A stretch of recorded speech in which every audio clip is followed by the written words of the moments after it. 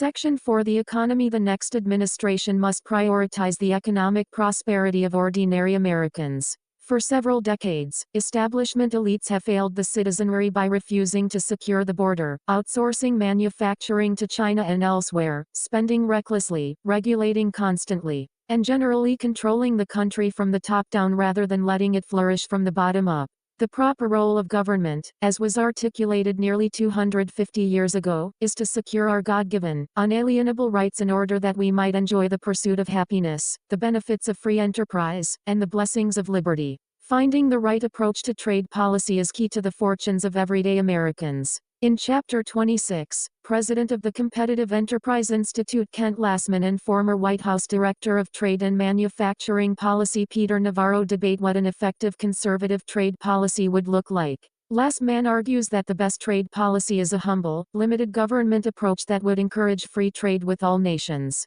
He maintains that aggressive trade policies involve an increased government role that future leftist administrations will utilize to push climate change and equity-based activism.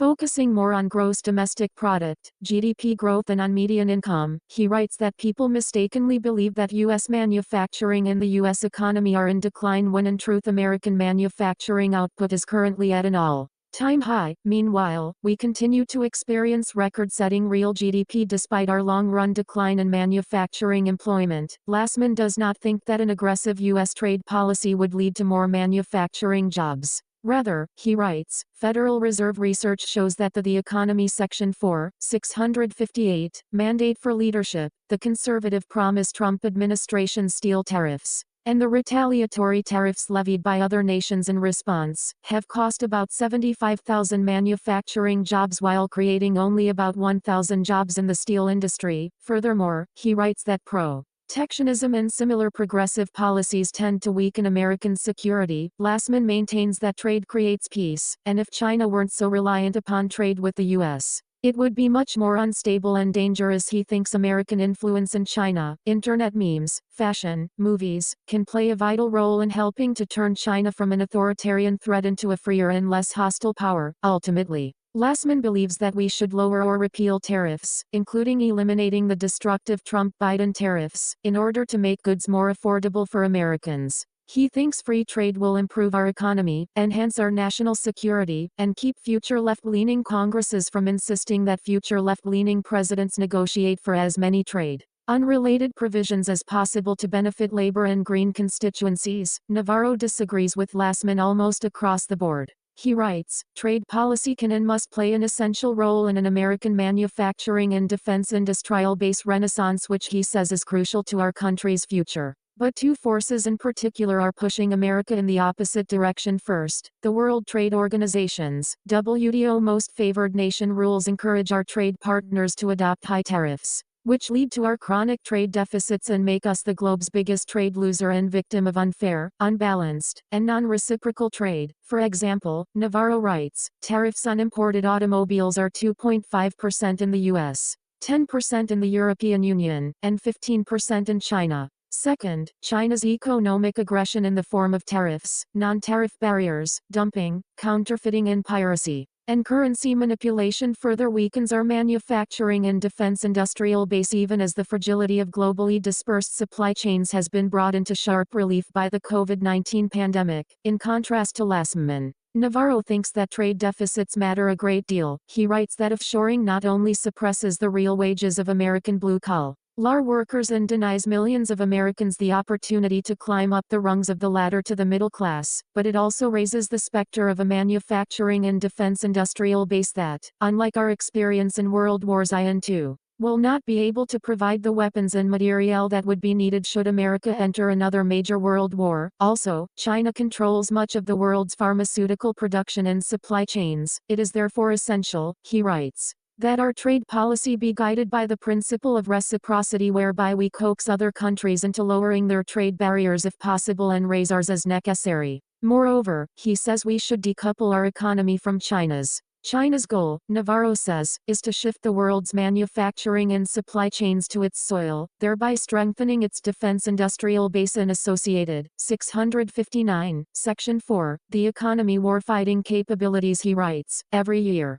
More than 300,000 communist Chinese nationals attend U.S. universities or are hired at U.S. national laboratories, innovation centers, incubators, and think tanks. Huawei, an instrument of Chinese military espionage, is now partnering with UC Berkeley on research with important future military applications. China is also engaged in what Warren Buffett calls conquest by purchase, as it uses revenues from its trade surpluses to buy American real estate, companies, and financial assets. In sum, Navarro believes our current trade policy enriches our allies and adversaries while hurting us, weakens our industrial base while strengthening China's, and shortchanges Main Street manufacturers and workers. Such non-reciprocal free trade is slowly undermining our capabilities and our freedom. A small component of trade policy involves the Export-Import Bank, and Jennifer Hazelton and Veronique Derugy debate its merits in Chapter 23. In support of the bank, Hazelton writes, Exim provides financing only when the private sector will not. She says, export credit is a strategy weapon in China's whole of government approach to enhance its global power. China provided an estimated $500 billion in export credit in 2018, approaching in that 1 year the total amount of financing Exim has provided in its 90-year history. Hazelton argues that when large American companies can get a loan from Exim rather than having to meet the demands of export credit agencies in Europe or elsewhere, it helps American small businesses, too. She writes that the U.S. would be foolish to abandon this field of play, opposing the bank. Derugy writes, Exim operates in effect as a protectionist agency that picks winners and losers in the market by providing political privileges to firms that are already well financed. She denies it promotes exports and argues it hurts small businesses, which often have to compete against large businesses that are able to get the loans. She writes that it also helps foreign companies, such as state-run China Air, that buy U.S. exports from American companies such as Boeing. The bottom line, she says, is that the bank should be abolished. In Chapter 21, former Assistant Secretary of Commerce Thomas F. Gilman describes the Department of Commerce as dominated by career staff who are uninterested in implementing the president's priorities.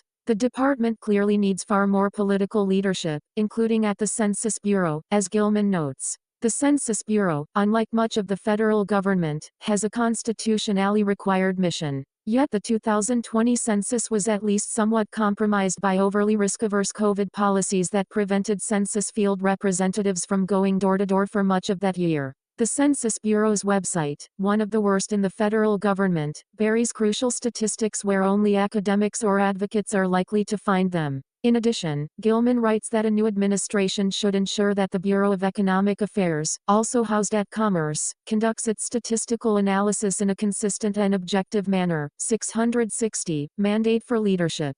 The conservative promise moreover. The International Trade Administration, which is centrally placed to craft and implement U.S. trade policy, should counter the malign influence of China and other U.S. adversaries and strongly defend against trade violations. In Chapter 22. William L. Walton, Stephen Moore, and David R. Burton note that under the Biden administration, the Treasury Department has failed to achieve any of the agency's core objectives. Under the leadership of Secretary Janet Yellen, Treasury has placed equity and climate change among its top 5 priorities. The next administration must act decisively to curtail activities that fall outside of Treasury's mandate and primary mission. Treasury must refocus on its core mission of promoting economic growth, prosperity, and economic stability. The authors add that Treasury should make balancing the federal budget a mission-critical objective. The authors propose legislation to reform the tax code, writing, tax policy has a powerful impact on the economy. The Treasury Department should develop and promote tax reform legislation that will promote prosperity. To accomplish this, tax reform should improve incentives to work, save, and invest. This, in turn, is accomplished primarily by reducing marginal tax rates, reducing the cost of capital, and broadening the tax base to eliminate tax-induced economic distortions by eliminating special interest tax credits, deductions, and exclusions. Tax compliance costs will decline precipitously if the tax system is substantially simplified. The Treasury Department should also promote tax competition rather than supporting an international tax cartel. Chapter 22 includes proposals to reduce the intrusiveness and increase the accountability of the Internal Revenue Service. The chapter also explains how the Interagency Committee on Foreign Investment in the United States, CFIUS, chaired by Treasury, should realign its priorities to meet the United States' current foreign policy threats, especially from China. It explains how Treasury's Financial Crimes Enforcement Network, which manages the anti-money laundering countering the financing of terrorism, AML-CFT, programs,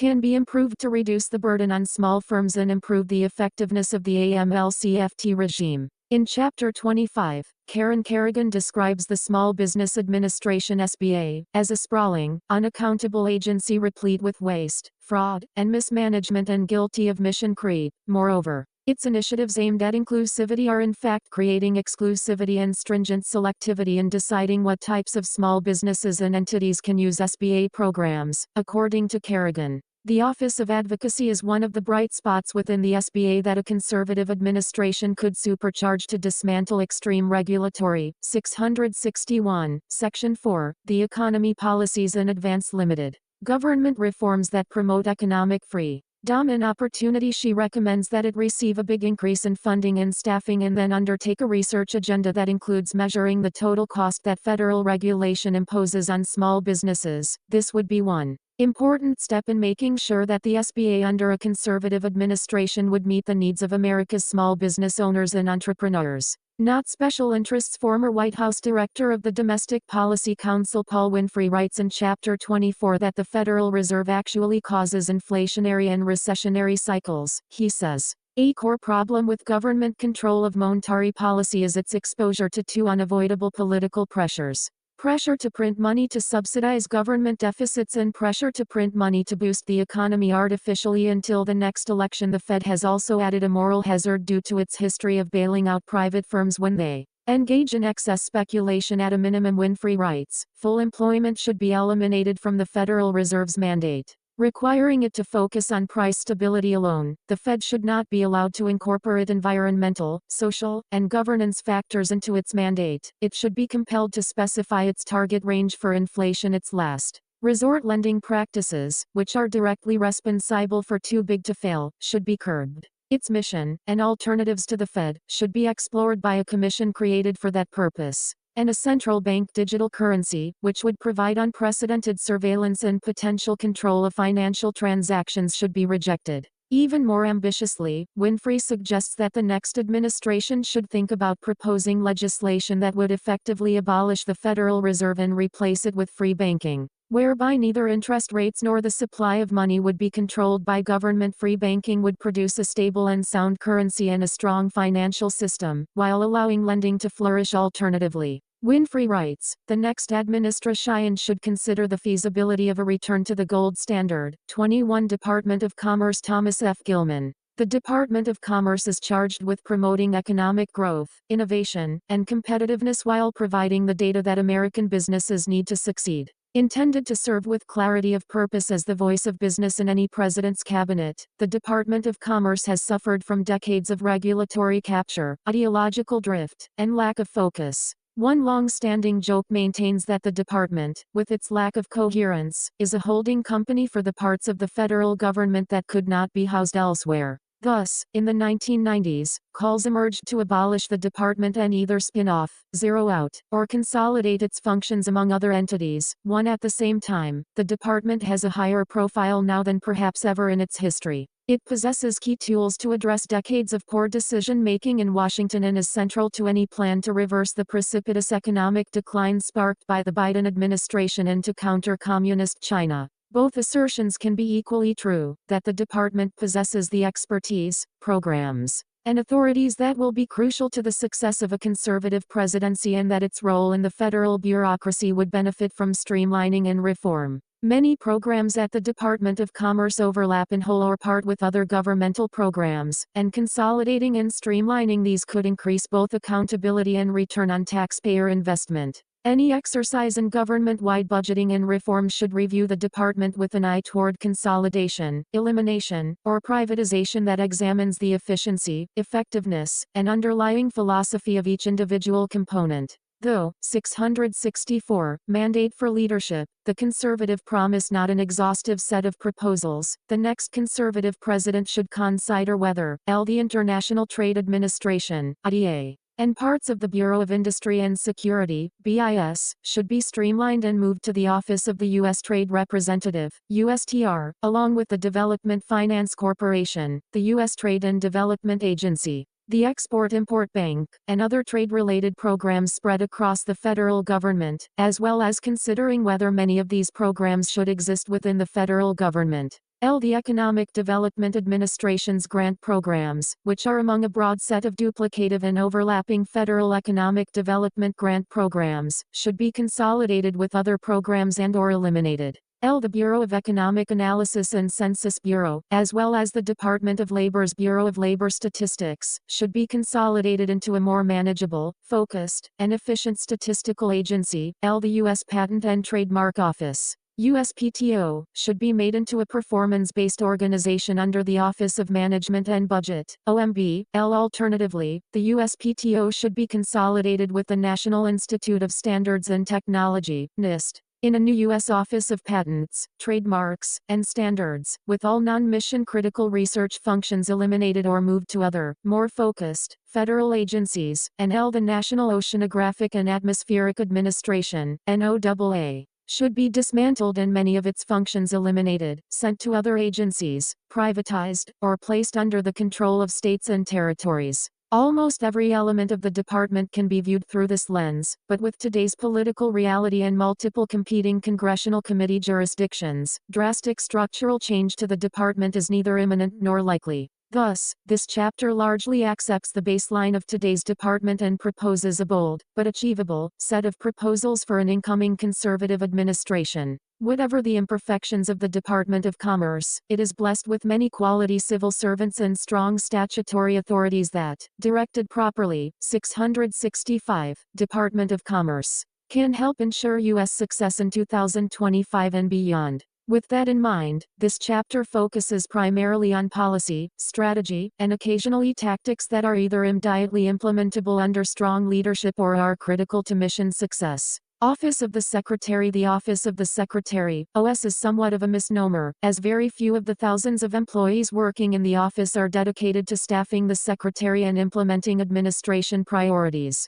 Rather, OS's budget and full-time equivalents have increasingly been allocated to fulfill financial, human resources, administrative, information technology, contracting, and facilities functions, using outdated and inefficient systems. The Trump administration began implementing key changes, such as updating financial management tools, but more must be done to digitize and modernize the department's processes to free resources for secretarial and presidential priorities. The above drain on resources leaves the Secretary of Commerce to rely upon a few dozen direct support staff, supplemented with detailees and indirect funding from each of the bureaus to execute the president's agenda and manage the diverse functions of the department. This structure empowers career staff in each bureau and makes it harder to mandate change. As such, it is vitally important that an incoming administration fully staff OS with political appointees, send all existing detailees back to their home bureaus on day one, and replace those detailees with trusted and knowledgeable career staff on an as-needed basis.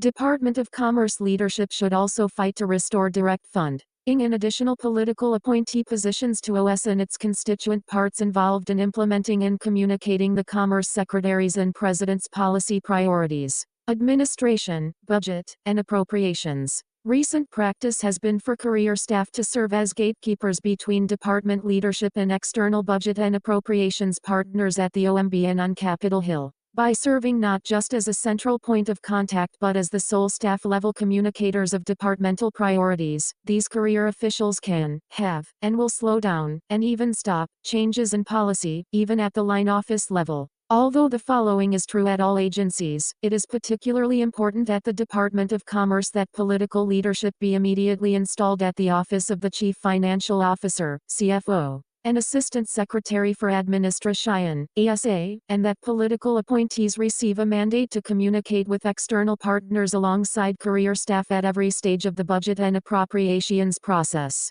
Political appointees must also monitor internal CFO operations down to the operating division level to ensure that funds are not being diverted to programs that do not align with administration priorities, as has regularly happened in years past. 666. Mandate for leadership. The Conservative Promise Advisory Committees. Due to the nature of the Department of Commerce's portfolio, many of its advisory committees are populated by activists from organizations openly hostile to conservative principles who use the committees to impede conservative policy. Upon entering office, all such committees should be reviewed regarding whether they are required by statute and abolished if they are not. Membership of the remaining committees should be reconstituted to ensure they are sources of genuine expert advice and productive contributions to the policy-making process. Federal Advisory Committee Act, FACA compliance and awareness of any ways the committees have been written into regulations should be considered. International Trade Administration. The International Trade Administration is centrally placed to craft and implement U.S. trade policy.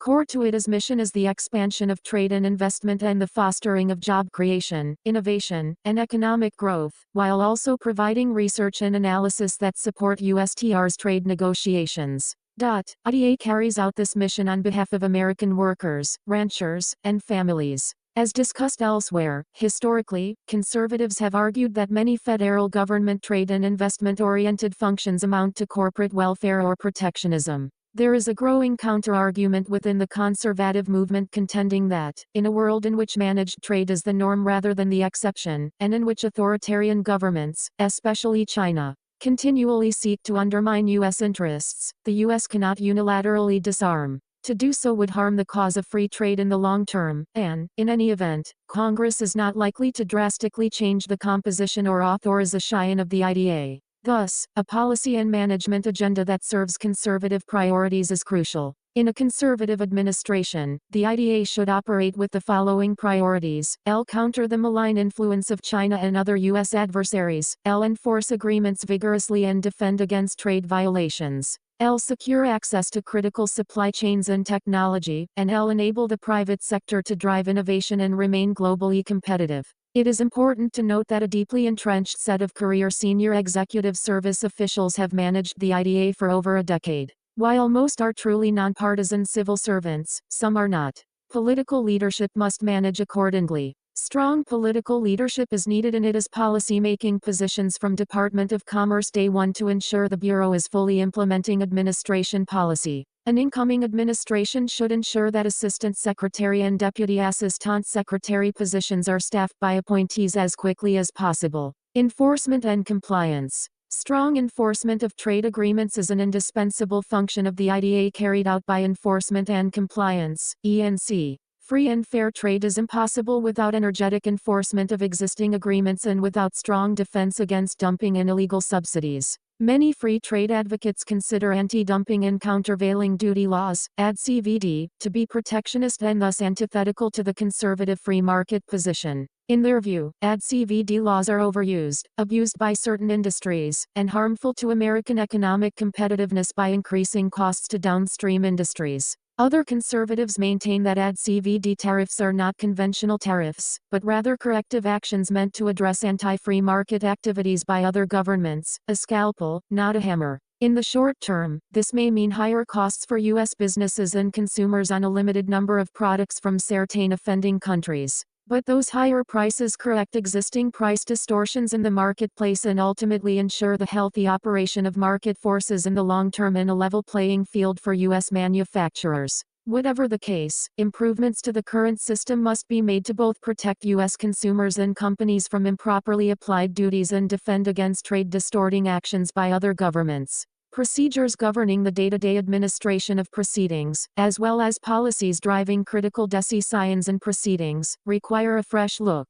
Ultimately, ENC's mandate is to conduct a rigorous but also fair, objective, and balanced review of the record in each proceeding and to make decisions without bias. It is exceedingly unlikely that Congress would abolish or limit the activity of ENC. Therefore, the proposals below are made under the assumption that an incoming administration will operate ENC within its current legal, institutional, and political confines and set a path forward to wield ENC's considerable power to achieve the goals of a conservative administration. These proposals can be broken into three categories: process, policy, and addressing China. Process L. Reestablish and expand suspended in-person pandemic-related verifications, particularly regarding the People's Republic of China. Ensure that verifications are rigorous. L. Implement advanced analytics and artificial intelligence to identify opportunities for self-initiation, detect circumvention, and prevent bad actors from gaming the system. 668. Mandate for leadership.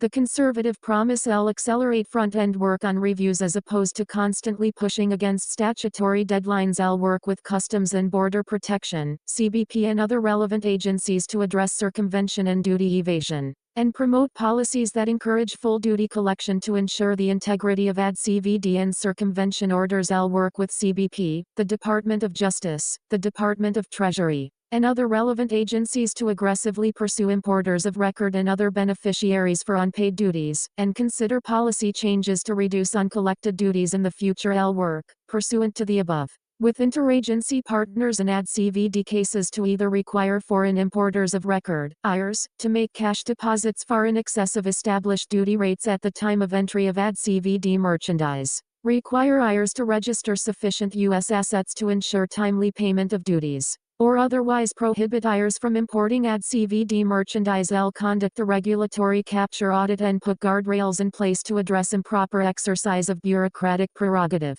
Policy L. Ensure senior policy and decision-making positions are always held by political appointees. L. Reverse the practice of giving the benefit of the doubt to foreign companies versus U.S. companies in AD/CVD proceedings. L. Establish a policy for addressing companies that invest heavily in the U.S. and thus have large import volumes, exposing them to AD/CVD petitions. L. Establish an effective, fair, and objective process for self-initiation of AD/CVD proceedings when industry lacks the resources or ability to act. Addressing China. L. Revive the China-specific non-market economy unit. L. Provide transparency in the surrogate country list development process. 669. Department of Commerce. L. Develop a new methodology to determine normal values in Chinese anti-dumping cases because, given China's size, economic might, and state intervention in the economy, there is no comparable surrogate country to use as a proxy for production costs. In addition to these changes, continued support for steel and aluminum market analysis and import monitoring remains crucial to the U.S. defense industrial base and the health of global manufacturing.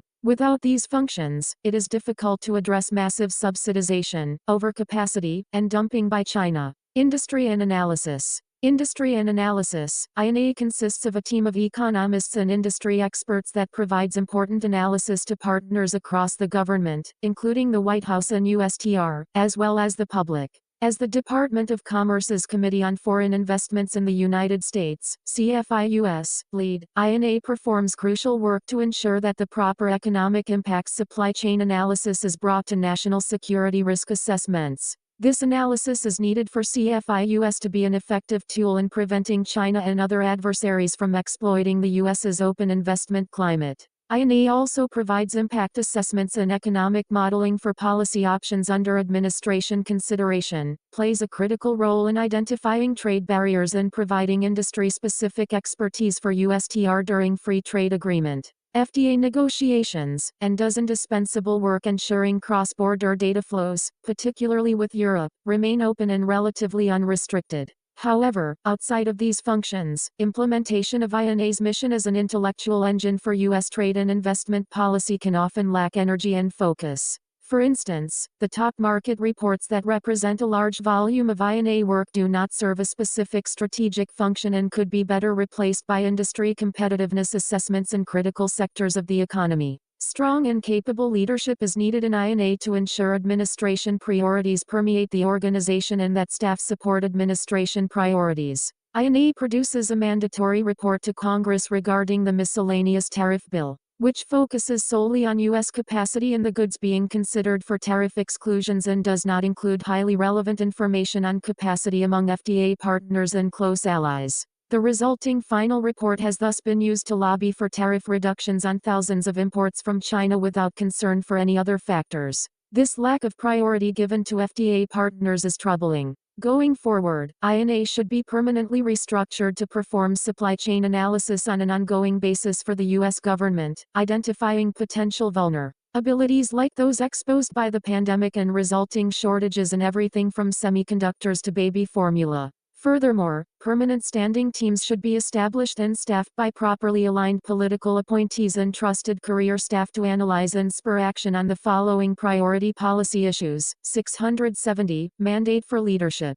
The conservative promise: L. Strategic decoupling from China, L. Defense industrial base strength, L. Critical supply chains, e.g., pharmaceuticals, medical devices, food, and L. Emerging technologies, e.g., rare earth minerals, semiconductors, batteries, artificial intelligence, quantum computing, global markets, and the U.S. and foreign commercial service. For more than a decade, strategic planning at global markets, GM, in the U.S. and foreign commercial service, CS, has been consistently undermined by increased costs associated with overseas staff and flat or reduced budgets. The Trump administration introduced crucial, long overdue business practices such as the implementation of software to manage and track workflow. But a further strategic overhaul of resource allocation is needed to set GM and the CS on a firm footing. Currently, CS manages staff spread over 106 domestic offices in 77 countries around the world. Abroad, several partner posts utilize interagency staff and regionally located CS officials to offer services without a permanent physical in-country CS presence.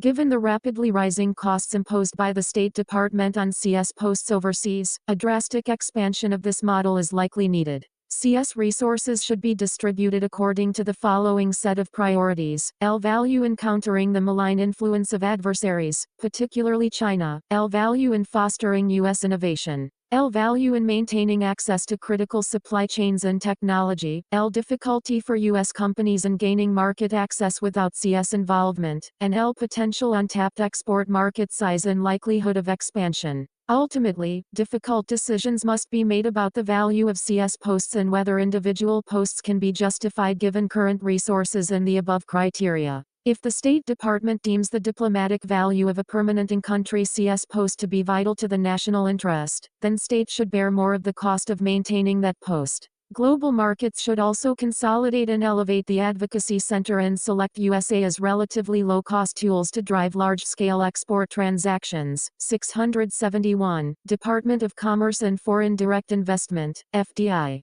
Select USA as a low-cost and effective tool in attracting FDI to the U.S. and to reshore manufacturing and research and development. In a world in which corruption is rampant, these are among the most effective tools in leveling the playing field for U.S. communities and companies seeking to engage with governments and potential overseas investors. Given the value placed on senior-level engagement by many governments and companies, this consolidated Office of Trade and Investment Advocacy should be headed by a Deputy Assistant Secretary. The new office should also seek Congress' final authorization to utilize its FDI promotion tools to encourage reshoring by U.S. businesses. Bureau of Industry and Security. During the past 2 decades, technology transfer from America and its allies has helped accelerate adversaries' technological and weapons capabilities. This technology transfer on a massive scale has occurred because of adversaries' exploitation of the U.S.'s open economy and education system through both commercial transactions and university and government research programs. Examples include the People's Republic of China's dramatic leaps forward in semiconductor design and fabrication, battery energy storage, nuclear weapons capabilities, artificial intelligence, space and aerospace engineering, and hypersonic weapons deployment. At the same time, the U.S. has systematically failed to protect critical assets. Rather than promulgate policies to better prevent technology transfer, the U.S. government has either ignored the problem or, worse, from 2008 through 2016 instituted a government-wide export control reform process to loosen the Export Administration Regulations, EAR, governing exports of dual-use items to facilitate technology transfer to adversaries, either directly or indirectly through third-country transfers. Those reforms still present in the Department of Commerce's EAR must be reversed. The United States needs stronger rules to protect technology transfer to adversaries while promoting technology integration and interoperability with allies. Further, U.S. export control regulations should be utilized to prevent theft of personally identifiable information and to encourage U.S. companies to shift production out of China and further diversify their supply chains to better advance U.S. national security interests. For all the below recommendations, BIS needs to move unilaterally while it works with allies to implement complementary export control policies. Waiting to act until allies are ready to move in lockstep is not an option while America's national security is at risk. Emerging and foundational technologies. The Export Control Reform Act of 2018, ECRA, gave BIS permanent statutory authority to regulate exports of dual-use items, goods, software, and technology. ECRA also mandated that BIS 672 mandate for leadership, the conservative promise regulate exports of emerging and foundational technologies. Although the scope of such technologies is vast, to date BIS has only controlled just over 40 of these technologies. This does not meet the clear statutory intent of Congress that ECRA be leveraged to ensure that the United States maintains a technological advantage in technologies bearing upon national security interests. Currently, BIS self-identifies technologies that merit control under the ear with minimal input from other federal agencies. This mechanism should be improved. BIS should create an open, transparent rulemaking process by which any industry participant, private entity, or branch of the government may, at any time, submit nominations for emerging foundational technologies for control. Then, on a quarterly basis, BIS should make public such recommendations while holding the identity of the submitter confidential for public input, followed by an explanation about its ultimate decision to control or not control the items, its reasons, the level of controls applied, stringent or permissive, and the relevant export control classification number, ECCN, under the Commerce Control List. Commerce should also institute a mechanism whereby its decisions can be challenged, including on a confidential basis. Licensing procedures, adjudication and transparency. Currently, if the Departments of Defense, State, Commerce, and Energy disagree on an export license decision, the disagreement may be escalated to the Operating Committee, and subsequently to the Advisory Committee on Export Policy led by BIS's Assistant Secretary for Export Administration. The Assistant Secretary does not need to lead the dispute resolution, and this process should be revised by giving lead authority to BIS's Undersecretary, who is better able to account for diverging views. Moreover, BIS's authority to overrule other agency votes should be changed. Each agency should have one equal vote and, if a licensing dispute remains unresolved, the final decision should be elevated to the National Security Advisor and the Secretaries of Defense, State, Commerce, and Energy. Additionally, to improve congressional oversight of BIS's license adjudication process, BIS should provide specific congressional committees with data from the automated export system on a quarterly basis. Electronic files should contain U.S. exporter by name, product description e.g., harmonized system code and ECCNU. Munitions list designation, end user and destination country, and when a license was required, whether the license was granted or denied. BIS currently denies just 1.2% of export licenses. These data reporting requirements can help Congress better determine whether BIS is adequately protecting national security through appropriate use of export controls or whether additional direction from Congress is required. Improve end-use checks. The integrity of the export control system may be validated only through adequate end-use checks. BIS must deny export licenses to countries that do not permit adequate end-use checks, e.g., China, Russia, by U.S. authorities. BIS should also strengthen the forensic audit capabilities of its 673 Department of Commerce export enforcement officers through improved and frequent training so they are able to detect export control violations. Year revisions. The U.S. government needs a new export control modernization in effort to tighten the year policies governing licenses to countries of concern, including China and Russia specifically, revise and or reverse the 2008 through 2016 policies. When authoritarian governments explain what they plan to do, believe them unless hard evidence demonstrates otherwise. Case in point, China's and Russia's stated civil-military fusion policies demand central government command and control style systems in which every private entity serves the interests of the state and is forced to provide technology, services, capacity, and data to the central government and the military. Through this structure, commercial activities are routinely weaponized by authoritarian regimes that repeatedly identify the U.S. as an enemy. Accordingly, U.S. export control policies must be updated to reflect these realities and the associated threats to national security. Key priorities for year modernization for countries of concern should be L. Eliminating the specially designed licensing loophole, L. Redesignating China and Russia to more highly prohibitive export licensing groups, country groups D or E. L. Eliminating license exceptions, L. Broadening foreign direct product rules, L. Reducing the de minimis threshold from 25% to 10%, or 0% for critical technologies. L. Tightening the deemed export rules to prevent technology transfer to foreign nationals from countries of concern. L. Tightening the definition of fundamental research to address exploitation of the open U.S. university system by authoritarian governments through funding, students and researchers, and recruitment. L. Eliminating license exceptions for sharing technology with controlled entities countries through standards-setting activities and bodies. And L. Improving regulations regarding published information for technology transfers. 674. Mandate for leadership.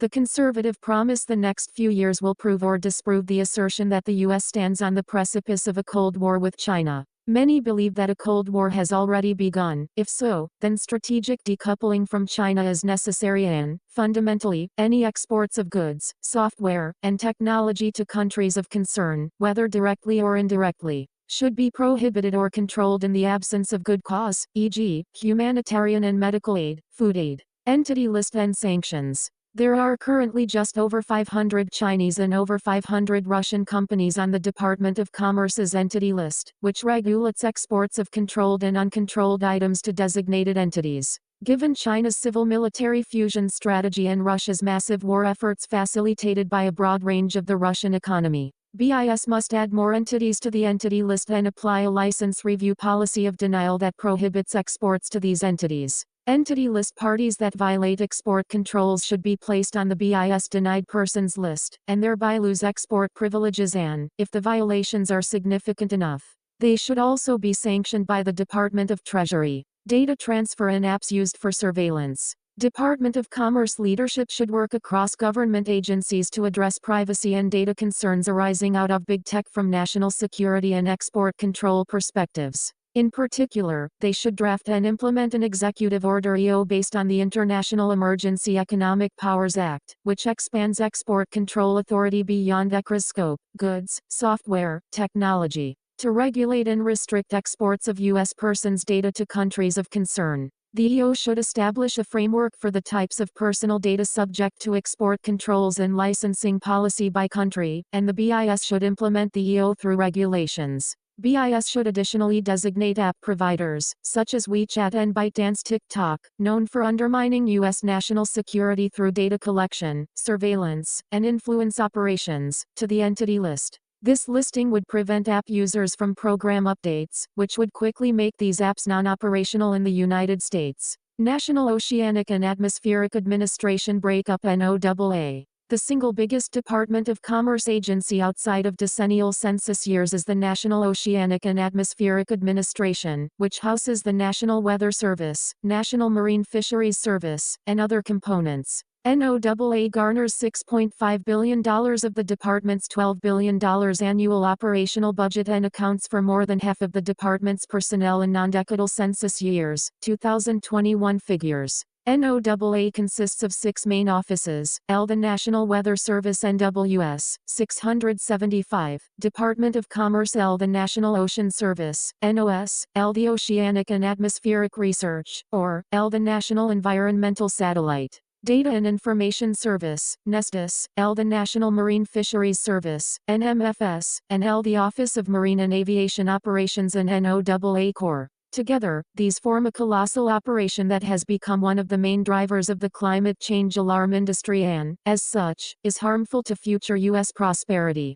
This industry's mission emphasis on prediction and management seems designed around the fatal conceit of planning for the unplannable. That is not to say NOAA is useless, but its current organization corrupts its useful functions. It should be broken up and downsized. NOAA today boasts that it is a provider of environmental information services, a provider of environmental stewardship services, and a leader in applied scientific research. Each of these functions could be provided commercially, likely at lower cost and higher quality.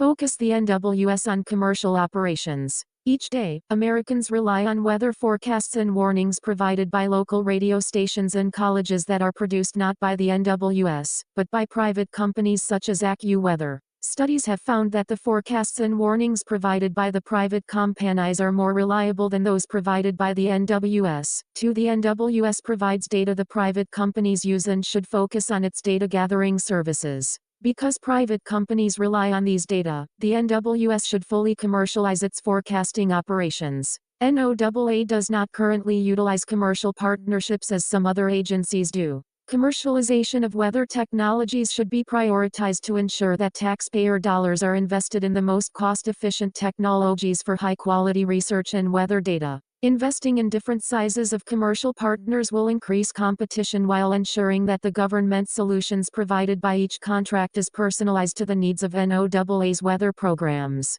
The NWS should be a candidate to become a performance-based organization to better enforce organizational focus on core functions such as efficient delivery of accurate, timely, and unbiased data to the public and to the private sector. 3. Review the work of the National Hurricane Center and the National Environmental Satellite Service. The National Hurricane Center and National Environmental Satellite Service data centers provide important public safety and 676 mandate for leadership, the conservative promise business functions as well as academic functions, and are used by forecasting agencies and scientists internationally. Data continuity is an important issue in climate science. Data collected by the department should be presented neutrally, without adjustments intended to support any one side in the climate debate. Transfer NOS survey functions to the U.S. Coast Guard and the U.S. Geological Survey. Survey operations have historically accounted for almost half the NOS budget. These functions could be transferred to the U.S. Coast Guard and U.S. Geological Survey to increase efficiency. NOS expansion of the National Marine Sanctuaries system should also be reviewed, as discussed below. Streamline NMFS. Overlap exists between the National Marine Fisheries Service and the U.S. Fish and Wildlife Service. Overly simplified, the NMFS handles saltwater species while the Fish and Wildlife Service focuses on freshwater. The goals of these two agencies should be streamlined. Harmonize the Magnuson-Stevens Act with the National Marine Sanctuaries Act. Under the auspices of NOS, marine sanctuaries, including no fishing zones, are being established countrywide, often conflicting with the goals of the Magnuson-Stevens Act. Fisheries management authorities of NOAA fisheries, regional fishery management councils, and relevant states. Withdraw the 30x30 Executive Order and Associated America the Beautiful Initiative. The 30x30 Executive Order and the American the Beautiful Initiative are being used to advance an agenda to close vast areas of the ocean to commercial activities, including fishing, while rapidly advancing offshore wind energy development to the detriment of fisheries and other existing ocean-based industries. Modify regulations implementing the Marine Mammal Protection Act and the Endangered Species Act. These acts are currently being abused at a cost to fisheries and Native American subsistence activities around the U.S. Allow a NEPA exemption for fisheries actions. All the requirements for robust analysis of the biological, economic, and social impacts of proposed regulatory action in fisheries are contained with the Magnuson-Stevens Act, the guiding act for fisheries. NEPA overlays these requirements with onerous, redundant, and time-consuming process requirements, which routinely cause unnecessary delays in the promulgation of timely fisheries management actions. The Department of Commerce and the Council on Environmental Quality should collaborate to reduce this redundancy.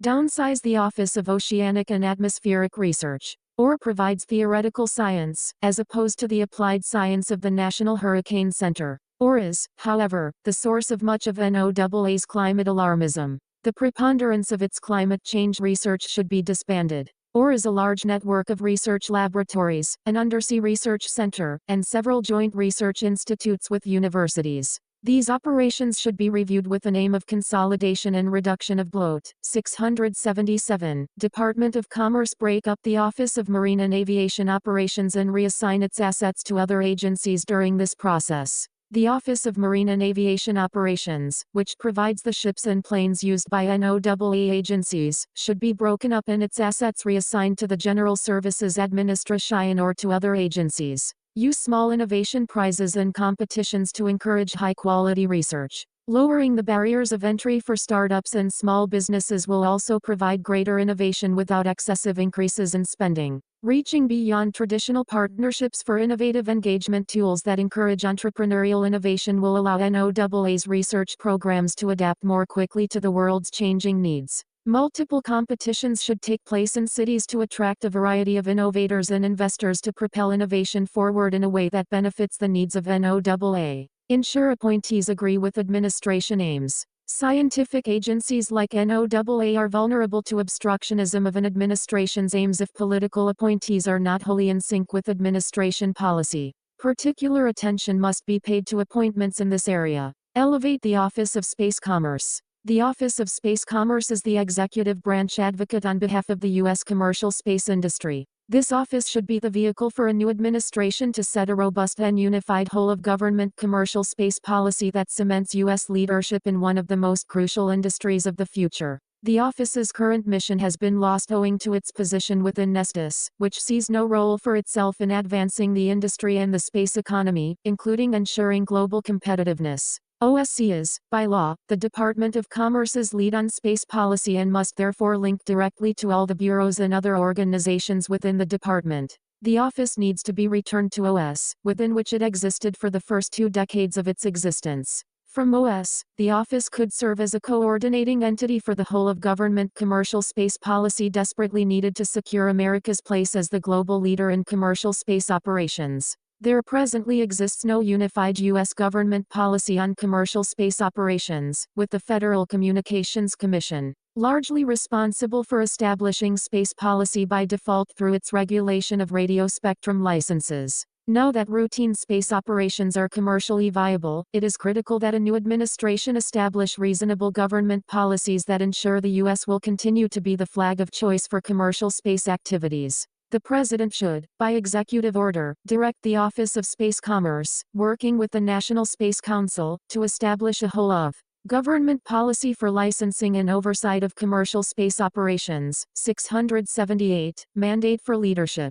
The Conservative Promise Bureau of Economic Analysis and the Office of the Undersecretary for Economic Affairs. The Office of the Undersecretary for Economic Affairs is charged with conducting economic analysis, promoting business and commerce, guiding data-driven decision-making and evidence-building activities, and increasing access to government data while ensuring privacy and confidentiality. The office coordinates economic analysis needs across the Department of Commerce, leads the department's initiatives and programs related to data, data policy, and data management, and provides policy direction and oversight for the Bureau of Economic Analysis, BEA, and the Census Bureau. In addition to the Undersecretary for Economic Affairs, key staff roles in the office include the Chief Economist and the Chief Data Officer. The office could be an effective tool for a new administration if it focuses its efforts on supporting the department's mission to ensure the conditions for economic growth and opportunity, conducting economic analysis and producing data for key departmental policy initiatives, as well as working across agencies to support broader administration goals.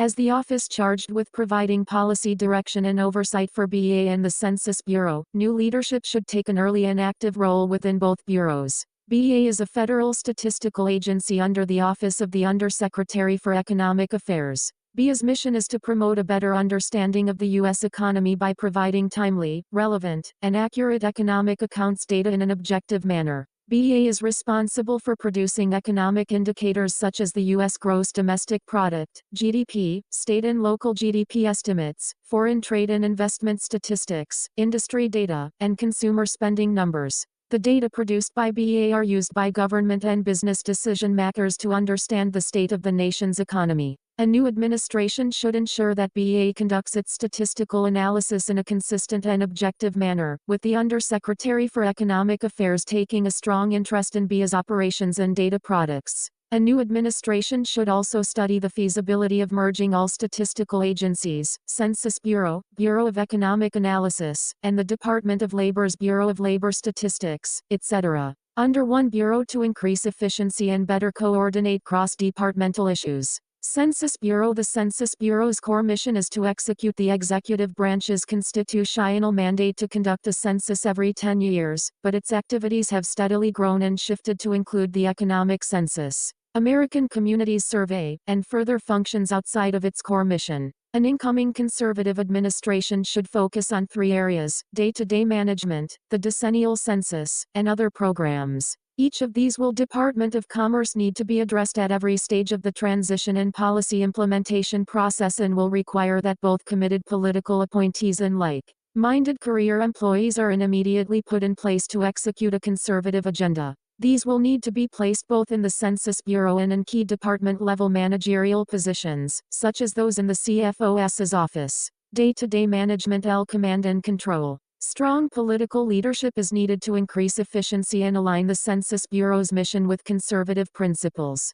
Personnel is key to ensuring that a new administration can guide preparations for the 2030 census and oversee the continued operation of the Bureau's many surveys. To move bureaucracy on key priorities, appointed staff should be in place at the Bureau as early as feasible after a new president takes office. This will require the Office of Personnel Management to allocate additional political appointee positions to the Census Bureau, Financial Management, Information Technology, and Human Resources. The new administration must immediately conduct a review to identify ways to better control costs and reverse recent failures of investments intended to upgrade the financial management, information technology, and human resources systems of the Census Bureau, leveraging technology. The Census Bureau should focus on continuing to incorporate technology into its day-to-day operations, as well as the execution of its surveys. To reduce costs and provide more accurate and timely data to the American public, prioritizing cybersecurity and protection of confidential information.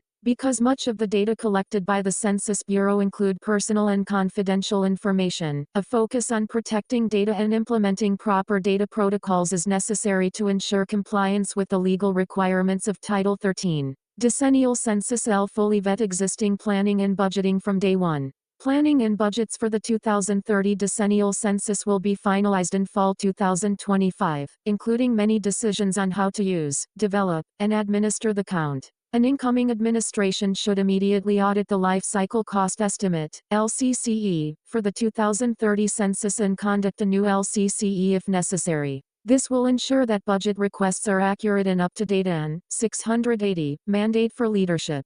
The conservative promise allow the new administration to understand the decennial process in greater detail. Remove duplicative functions to increase efficiency. As part of the above review, ensure the decennial operational plan eliminates current duplication among ongoing census operations, annual surveys, etc., and decennial operations in information technology, human resources, etc. This overlap has been estimated to waste billions of dollars in the years leading up to each decennial census. Review the partnership program. This program, designed to promote responsiveness to the census by employing trusted voices in various communities, deserves careful scrutiny. A new administration should work to actively engage with conservative groups and voices to promote response to the decennial census. Promoting response to the decennial census will ensure that the most accurate counts are conducted, leading to a more accurate apportionment of congressional representation and allocation of federal funds. In 2020, lack of conservative participation was one factor in an undercount in some areas of the country, affecting representation of certain states. At a citizenship question.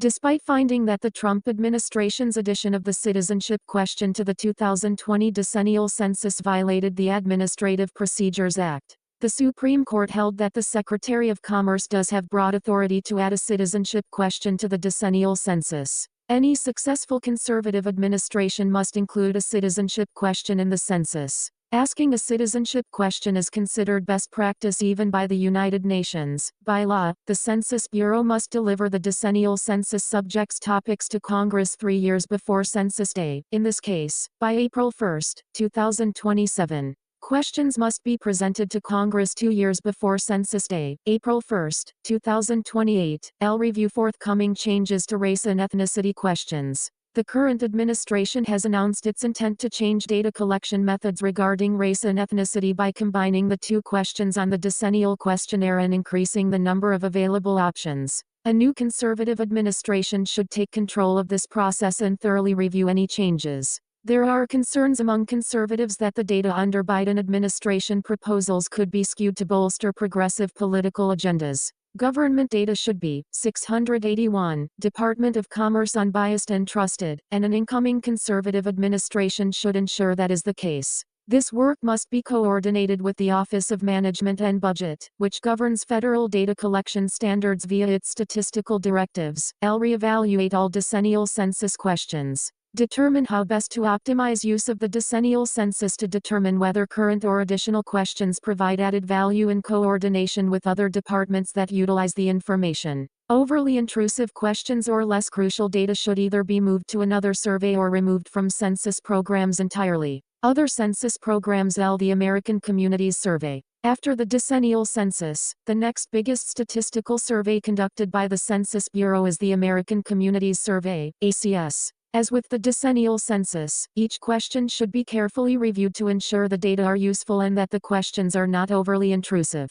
There should be collaboration with other departments that use the information collected on these surveys, e.g., the Departments of Labor, Health and Human Services, Homeland Security, etc., to determine how to optimize the use and collection of particular information. The economic census. This is the official 5-year measurement of American business and the economy. The first economic census in a new administration will take place in 2027 and have a major effect on federal spending and policy determinations. This survey collects business data that are a key input for ongoing government statistics such as BIA's GDP reports. As with the decennial census and ACS, it should be carefully examined to ensure the economic census is not overly intrusive. Additionally, the Census Bureau should work with other federal agencies to determine when data collection can be supplemented by industry and other federal business indicators, pulse surveys. During the government's early response to the COVID-19 pandemic, the Census Bureau began experimental pulse surveys. These were designed to obtain data closer to real time than typical census surveys. These data could be a useful tool to the Department of Commerce and other partners across government and provide a model for improving data collection techniques or reducing the overall footprint of the Census Bureau. 682. Mandate for leadership. The conservative promise. Supplemental poverty measure. The Census Bureau should review the Supplemental Poverty Measure, SPM, to consider whether it provides an accurate measure for use by the Council of Economic Advisors and others. The findings from this review should also be taken into consideration when constructing the current survey and other supplemental surveys, so that the SPM can be better tracked on a trend basis and support better policy decisions over time. This information would be particularly helpful in determining how to combat homelessness in conjunction with Department of Health and Human Services programs. Abolish the National Advisory Committee and reevaluate all other committees. The Census Bureau National Advisory Committee on Racial, Ethnic, and Other Populations, NAC, was established by the Obama administration in 2012 and rechartered by the Biden administration in 2022. The committee is a hotbed for left-wing activists intent upon injecting racial and social justice theory into the governing philosophy of the Census Bureau. The NAC should immediately be abolished by the incoming administration. The NAC charter gives the Secretary of Commerce the authority to terminate the committee. Since the Secretary of Commerce established the NAC in 2012 under the FACA, the Secretary is authorized to terminate the NAC. The new administration should also reevaluate and potentially abolish all non-statutory standing committees within the Census Bureau, including the Census Scientific Advisory Committee. Economic Development Administration. The Economic Development Administration, EDA, is charged with investing in local communities to encourage and enable growth and innovation in the private sector, with particular focus on distressed or underserved areas. Over time, it has also served as a distribution mechanism for emergency relief funds, e.g., Hurricane Maria and COVID-19. In the Trump administration, the EDA served an important role for the CARES Act. It successfully disbursed approximately $1.5 billion in funding beginning in May 2020 and throughout the COVID-19 pandemic. However, this task revealed EDA's shortcomings. On a capability level, EDA lacked the technical and financial systems and skills to disburse these funds in a compliant manner and required external contracts for advisory support to hire the personnel needed to accomplish its goals. Historically, EDA was a small bureau with an annual budget for $350 million in public works grants annually. EDA's decision-making is decentralized to its 6 regional offices, which delayed the release of CARES Act funding by months. But more broadly, EDA is an impediment to coordinated campaigns that advance 683 Department of Commerce Administration priorities. Rather than implementing the new department organization orders required to put conservative governance in place, it would be more efficient to abolish EDA and reallocate its funding to other overlapping federal grant programs. If that proves unachievable, as has historically been the case due to political considerations in Congress, EDA would benefit from consolidation of decision-making to the Assistant Secretary's office to better align funding with conservative political purposes. For example, funding initiatives in rural communities destroyed by the Biden administration's attack on domestic energy production would be well within the scope of EDA's mission. Leveraging of the direct hire authorities established in the Trump administration for special initiatives or disaster recovery funding. Leaving these programs to entrenched career employees with their ties to the regional offices will do little to advance the conservative agenda. Continuation of disaster funding with better coordinated capabilities and decision-making in accordance with the points above, e.g., maintaining contract vehicles for staff augmentation as needed. Building on the initial success of opportunity zones, which incentivized over $75 billion in private sector investment in distressed communities by the end of 2020 with little upfront cost to the taxpayer. Minority Business Development Agency. The Minority Business Development Agency, MBDA, is the only federal agency solely dedicated to the growth and competitiveness of minority-owned businesses. The Minority Business Development Act of 2021 was signed into law as part of the Bipartisan Infrastructure Investment and Jobs Act.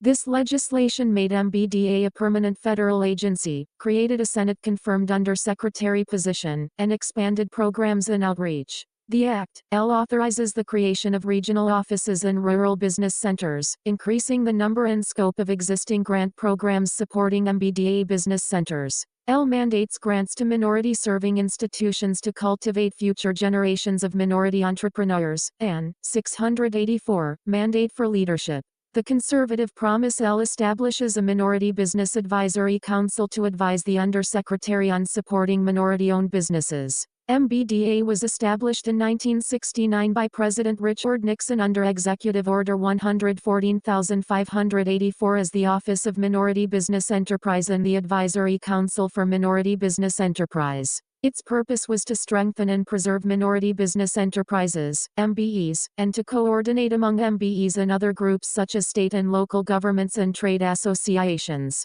For over 50 years, the MBDA operated under executive order without clear congressional authorization, but was regularly recognized and promoted by every subsequent president, including Presidents Ronald Reagan and Donald Trump. 5. MBDA has the appearance, on its face, of perpetuating racial bias by focusing on minority advancement rather than economic need or other criteria. This is why the Trump administration proposed eliminating funding for the agency in 2017. Many conservatives ask why the government is funding this activity, which often amounts to business and management consulting services offered by private sector entities. Eventually, the Trump administration changed course and proposed that MBDA continue to exist as a permanently authorized entity focused on policy rather than offering services. Despite this change, many conservatives understandably see MBDA as problematic on a philosophical level. Nonetheless, Congress has spoken recently on this issue and is unlikely to change its position in the near term.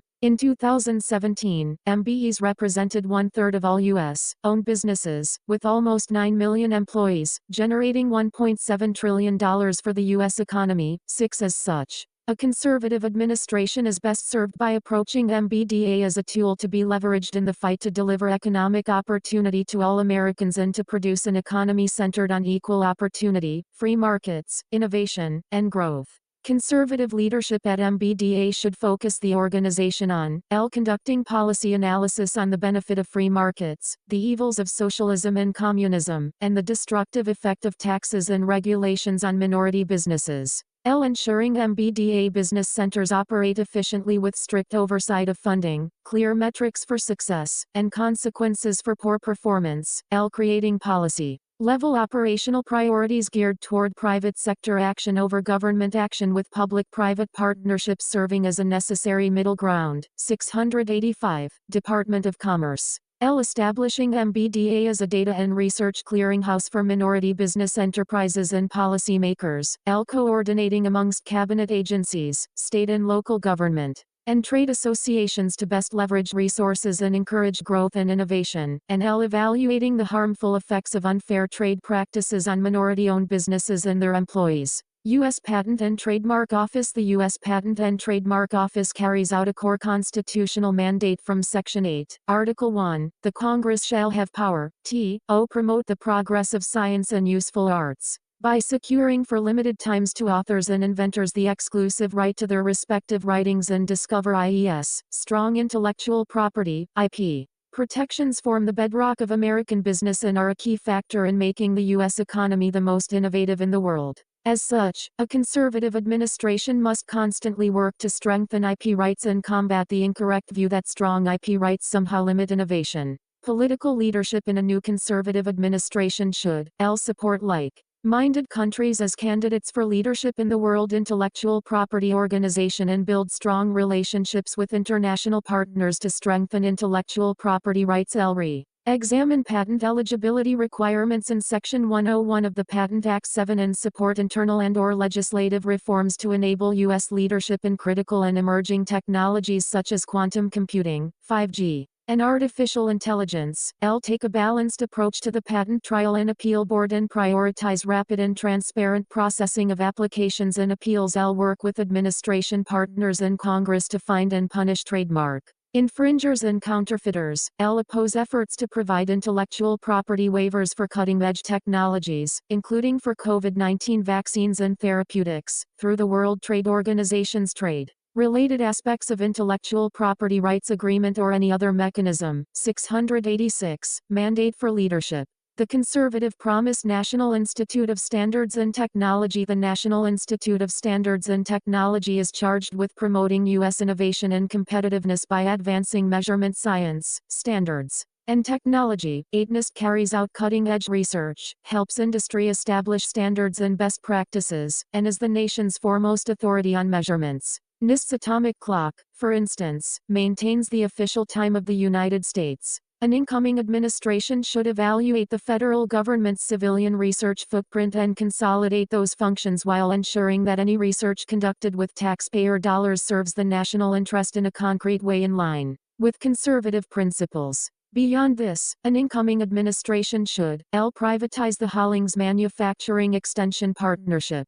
The Hollings Manufacturing Extension Partnership, MEP, establishes and manages a network of centers focused on advising small and medium-sized manufacturers in order to improve processes and thereby strengthen the U.S. industrial base. When Congress created the program, MEP centers were intended to transition to self-sustaining private institutions after using government funds to begin operations, but the prohibition on long-term funding was abolished in 1998. MEP's business advisory services would be more properly carried out by the private sector. The next administration should propose legislation to zero out this $150 million program and fully privatize existing MEP centers. Transfer the Baldrige Performance Excellence Program. This program's process assists companies in improving management and operations, a function more properly and effectively carried out by the private sector. This program operates at a cost to taxpayers, despite thousands of dollars in fees charged to each participating company or entity and long-term plans to make the program self-sufficient. Maintenance and operation of the program should be entirely handed over to the Baldrige Award Foundation to be run by non-government staff via fees. Increase value to taxpayers. NIST should reinvigorate the technology transfer and ROI, return on investment, initiatives begun under the Trump administration. These initiatives help speed the process of commercializing science funded by the federal government. Re-establish U.S. dominance in international standards. NIST should explore ways to incentivize broader U.S. participation in standards-setting bodies and the exclusion of participants from adversaries like China. Standards are set to facilitate trade in countries that utilize those standards. Countries, 687, Department of Commerce, that do not allow open access to their markets should not be setting the standards for markets that do allow open access. The incoming administration should consider increased government-sponsored participation by private companies and government employees with relevant expertise. National Telecommunications and Information Service. The Independent National Telecommunications and Information Service, NTIS, is charged with ensuring that federally funded research and data are accessible to the public.